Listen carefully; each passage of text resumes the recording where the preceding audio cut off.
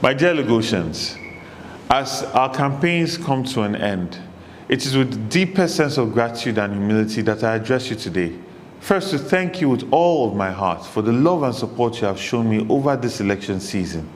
The outpouring of love, steadfastness, and fearless dedication to the task of rescuing our state and country from corruption, poor governance, and criminal godfatherism. You have been consistent, you have stood firm. I want to especially thank the obedient movement and all supporters of Labour Party. Never before in this country has a stronger message been sent to the corrupt establishment. We all sent a powerful message on February 25th, and winning Lagos was historic and unprecedented. You came out in powerful numbers and made it happen. They said we did not have a structure. You showed them what a structure and what the new structure is. The establishment, the godfathers, and the political acolytes have all heard you.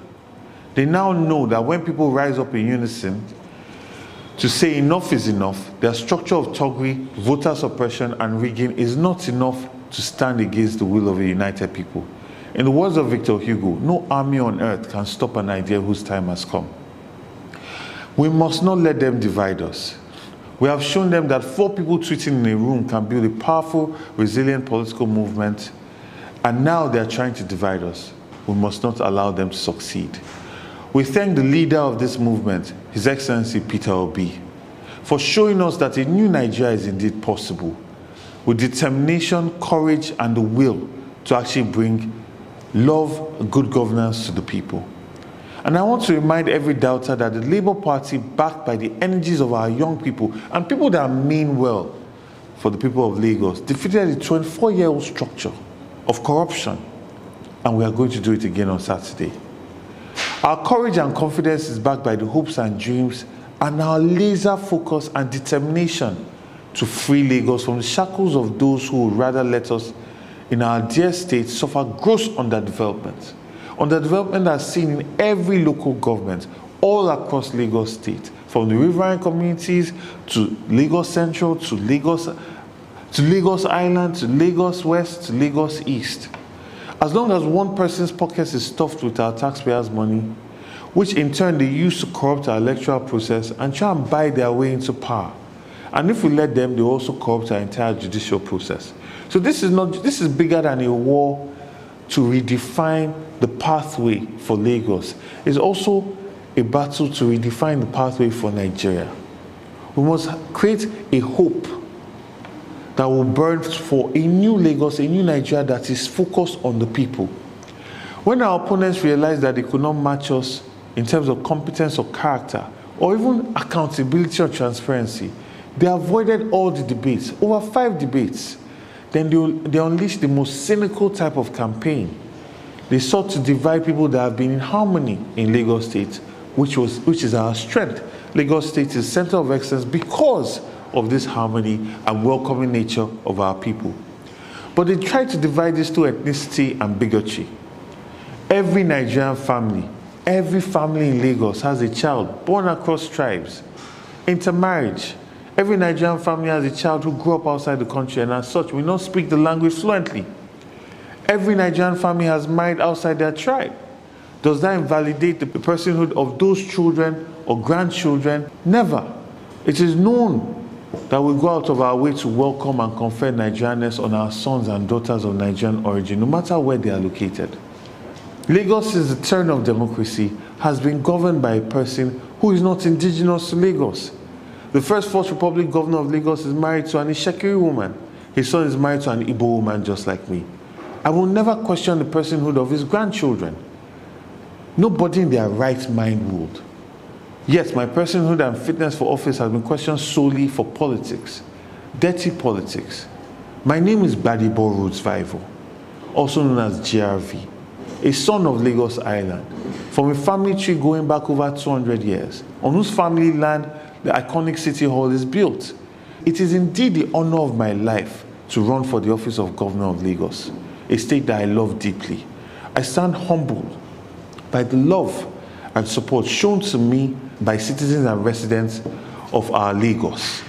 And this reminds me every day that wherever we come from, we are one, united by the indomitable spirit of Lagos, a spirit that perseveres despite all the 4 hours of traffic, despite the agro intimidation and harassment. We still move forward, and we created the biggest, 4th largest economy in West Africa and Africa as a whole. So I particularly want to thank our Hausa community, our Wuri community, our riverine communities for the warm reception that they've accorded me. I want to assure them that with my government, every community will feel and know what it is to be seen, acknowledged, and provided for by the government. Our opponents know their plan to divide us has failed. They failed because that is not what Lagos is built on. They failed because they underestimated the resolve of our people who are heading to the polls to speak with one voice that enough is enough. To our Aboriginal Lagosians, I hear and assimilate the concerns you have over the hold on Lagos State. And to address such, I shall be submitting an executive bill to Lagos Parliament seeking to make it mandatory that 60% of all appointments into the State's Executive Council and into the Director's Cadre in the civil service, whilst being primarily based on merits, must give priority to persons of Aboriginal descent in Lagos State. I shall also cause the Attorney General to constitute a judicial commission of inquiry into all land acquisitions done by Lagos State in the past 24 years, principally with the intention of ensuring that justice and equity is brought to bear in the administration of land resources in Lagos State. The good people of Ekpe, where the Tinubu hegemony has grabbed ancestral lands with impunity and sold them as beneficial owners without due process or compensation being paid to the aborigines, we have heard your cries and we are coming, and we are touched by your pains. To the Ogu people of Badagry, we do not believe you are any less Lagosian than the stranger that Lagos has nurtured for 24 years and under whose watch your lot has become progressively worse. To the various young and dynamic men and women whose innovative proposals to the Lagos State government have been stifled and usurped by friends and family of the APC hierarchy in Lagos State, stifling innovation, such practices will not be condoned under my government, and we shall look into addressing past cases of injustice.